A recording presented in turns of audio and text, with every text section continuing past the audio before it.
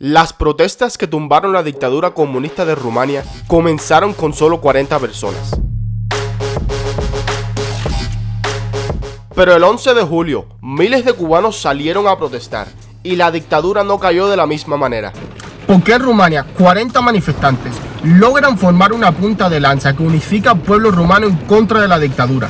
Pero en Cuba, miles de personas salen a protestar el 11 de julio y la dictadura los logra reprimir. ¿Cuál es la diferencia entre un 14 de diciembre y un 11 de julio?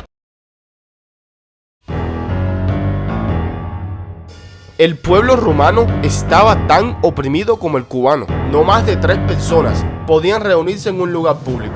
No existía la libertad de expresión. La viciosa Securitate, una policía secreta parecida a la seguridad del Estado en Cuba, vigilaba todos los ámbitos de la vida rumana. Tenían espías por doquiera y cuando esta policía detectaba un opositor, lo aplastaban de inmediato. Le arrancaban las uñas, le sumergían la cabeza en excremento o lo mandaban a un campo de trabajo forzado, si no era primero ejecutado.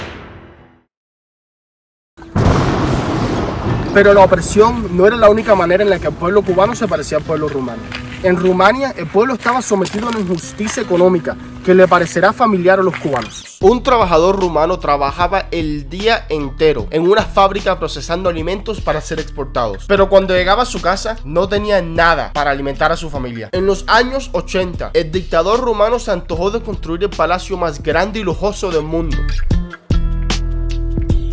Demolió miles y miles de hogares humildes para crear el espacio para su palacio, gastando millones y millones de dólares, a pesar de que los rumanos pasaban frío dentro de sus casas porque el partido no les proporcionaba el gas para calentarlas. Los rumanos esperaban hasta 15 horas en colas para conseguir productos esenciales, y eso es si alcanzaba para todos.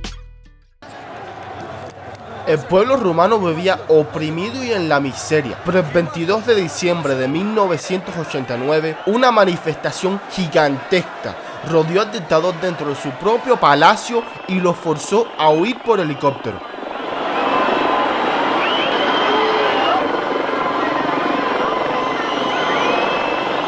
Las manifestaciones no se limitaban a la capital, sino que se esparcieron por la nación entera, eliminando la posibilidad de suprimirlas. Y como mencioné anteriormente, todo esto comenzó con 40 personas que habían formado un cordón humano alrededor de la casa de un pastor, solo 9 días atrás. Recuerda eso cuando te sientas frustrado con la situación en Cuba.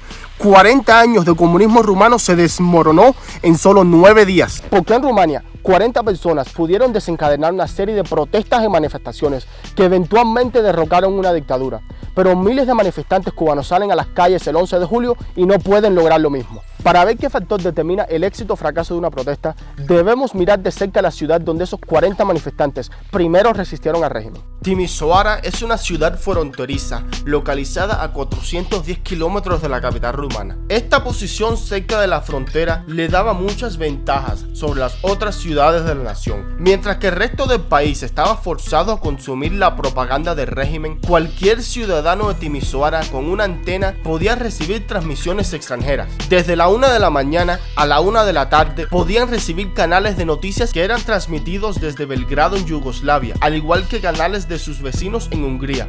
Cuando el movimiento Solidaridad ganó las elecciones polacas el 4 de junio de 1989, arrebatándole el poder al Partido Comunista, la primera ciudad en saberlo fue Timișoara. El 9 de noviembre, cuando cayó el muro de Berlín, los ciudadanos de Timișoara fueron los primeros en saberlo. El 20 de noviembre, cuando más de 200.000 manifestantes protestaban por la libertad en Checoslovaquia, Timișoara fue la primera en saberlo. Cada vez que los partidos comunistas de otros países eran forzados a negociar con movimientos democráticos, los rumanos que vivían en Timișoara eran los primeros en darse cuenta. Este conocimiento de lo que estaba ocurriendo en otros países convenció a los ciudadanos de Timișoara que el cambio sí era posible. El 14 de diciembre, 40 feligreses se enfrentaron a la milicia que fue enviada a desalojar a su pastor por haber criticado al régimen. La pequeña congregación formó un cordón humano que le impidió a las autoridades entrar a su hogar. A pesar de los riesgos, los 40 feligreses no se rindieron y lograron que el alcalde de la ciudad retirara sus fuerzas. ¿Por qué no huyeron al primer vistazo de las autoridades? Porque sabían que el cambio era posible.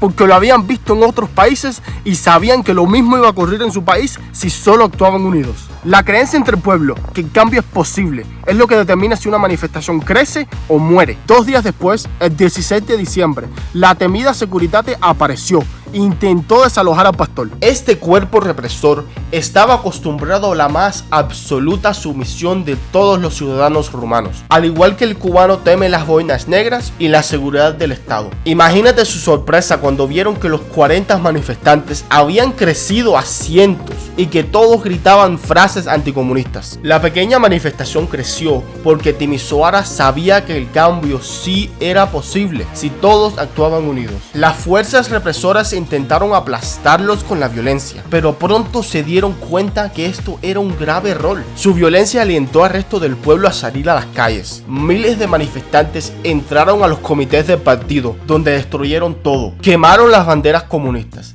desgarraron los retratos del dictador, botaron todos sus discursos por la ventana. La violencia no logró suprimir al pueblo rumano porque todos creían en su causa. Todos sabían lo que había ocurrido en otros países comunistas y sabían que lo mismo iba a ocurrir en su país si solo resistían la violencia del régimen. Cuando el pueblo cree que la libertad es posible, la puede alcanzar. Pero ahora imagina que esos 40 manifestantes no creen en su causa. Imagina que esos 40 manifestantes no han visto con sus propios ojos lo que ha ocurrido en otros países. Cuando esos 40 manifestantes se enfrentan a las fuerzas de represión, huirán, simplemente porque no creen en su propia capacidad para cambiar el gobierno. ¿Y por qué se van a arriesgar para alcanzar algo que no piensan que es posible alcanzar? La diferencia entre un 11 de julio y un 14 de diciembre es la creencia entre el pueblo que el cambio es posible. Esto es lo que ocurre en Cuba. El pueblo cubano no cree que el cambio se pueda alcanzar. Por eso, el 11 de julio, cuando miles de cubanos salieron a las calles, el régimen las pudo reprimir. Por eso es que las manifestaciones no crecieron y crecieron hasta que el régimen no las pudo contener. Porque el pueblo cubano no cree que ese gobierno se pueda derrumbar.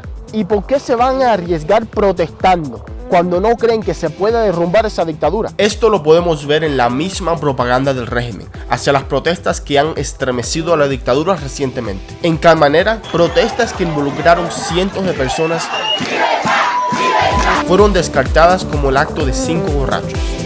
El fin de hacer esto, hacer al pueblo pensar que el régimen es tan fuerte y tan popular que una manifestación es inútil, porque solo una minoría descontenta quiere el cambio, aunque la realidad es todo lo contrario. Lo mismo ocurrió el 11 de julio. Si tomas en serio la propaganda del régimen, vas a pensar que el 11 de julio fue un acto terrorista organizado desde el extranjero, y no una manifestación espontánea de un pueblo que ha aguantado todo tipo de opresión y miseria por más de 60 años.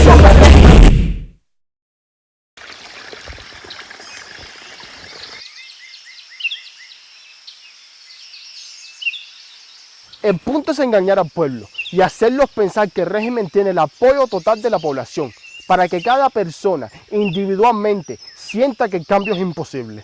Que cada persona piense que ellos y sus familiares son los únicos en la nación entera que quieren un cambio. Y porque eres tú contra toda una nación, piensas que el cambio es imposible. ¿Por qué te arriesgas en una protesta cuando dudas tu propia capacidad para llevar a cabo el cambio que deseas? El punto de Sábado Blanco es darle al pueblo cubano una victoria moral que combate el desánimo creado por 60 años de tiranía. Sábado Blanco no es una protesta, no es una manifestación, es un ejercicio en el que todos los cubanos dentro y fuera de la isla pueden participar para fortalecer el espíritu de resistencia del pueblo, para que en el futuro, cuando ocurra otro 11 de julio, el pueblo crea en su propia capacidad para ser libres. Y todos tengan evidencia de que el pueblo sí puede alcanzar su libertad si solo cree en sí mismo. La idea detrás de Sábado Blanco es muy simple. Solo ponte una prenda blanca este 15 de julio. Tú tienes la libertad de escoger el tipo de prenda. Puede ser algo tan simple como una manilla blanca o algo tan grande como vestirte todo de blanco. Es tu decisión, dependiente de lo que puedas hacer y de lo que estés cómodo haciendo. La manera en que tú participes no importa. Solo importa que participes de cualquier manera que tú puedas. ¿Y qué logrará esto? Cuando todos los cubanos esperen en colas ese día, o vayan a visitar a sus familiares, o vayan de compras en el mercado, van a poder ver a todos sus conciudadanos que tienen algo blanco puesto. Todos los cubanos que dudan si de verdad ellos pueden tumbar esa tiranía protestando, se van a dar cuenta que sí pueden, porque los que quieren un cambio son la mayoría y lo van a poder ver con sus propios ojos, porque todos van a tener algo blanco puesto. Y en el futuro, cuando ocurra otro 11 de julio, todos los cubanos recordarán Sábado Blanco, recordarán que el pueblo ya quiere un cambio y que si actúan unidos, el cambio es posible. ¿Es Sábado Blanco una propuesta sin riesgos? Claro que no. Cualquier cosa que combate una dictadura sin escrúpulos tiene riesgos, pero incluso la tiranía cubana necesita mantener una fachada democrática por razones políticas. Esa es la razón por la que celebran elecciones, cuando todos sabemos que son un fraude. Y mientras no haya manifestaciones o protestas, y el pueblo solo se ponga algo blanco, se le hará muy difícil a la dictadura suprimir este acto de unidad, porque no pueden prohibir que cada cubano se levante en la mañana e individualmente se ponga una camisa blanca. ¿Recuerdas que dije que había una oportunidad para todos los cubanos dentro y fuera de la isla para participar? Nosotros fuera de la isla tenemos una gran responsabilidad. ¿Será Sábado Blanco un éxito o un fracaso? Todo depende de nosotros. Déjame explicar. Hay más de 2 millones de cubanos aquí en los Estados Unidos y casi todos nosotros tenemos familiares o conocidos dentro de la isla, con los cuales podemos hablar para hacer Sábado Blanco una realidad. Si cada uno de nosotros que vive aquí en el exterior habla con un familiar en Cuba sobre ponerse algo blanco para este 15 de julio, tendríamos más de 2 millones de cubanos dentro de la isla. Eso es 20% de la población.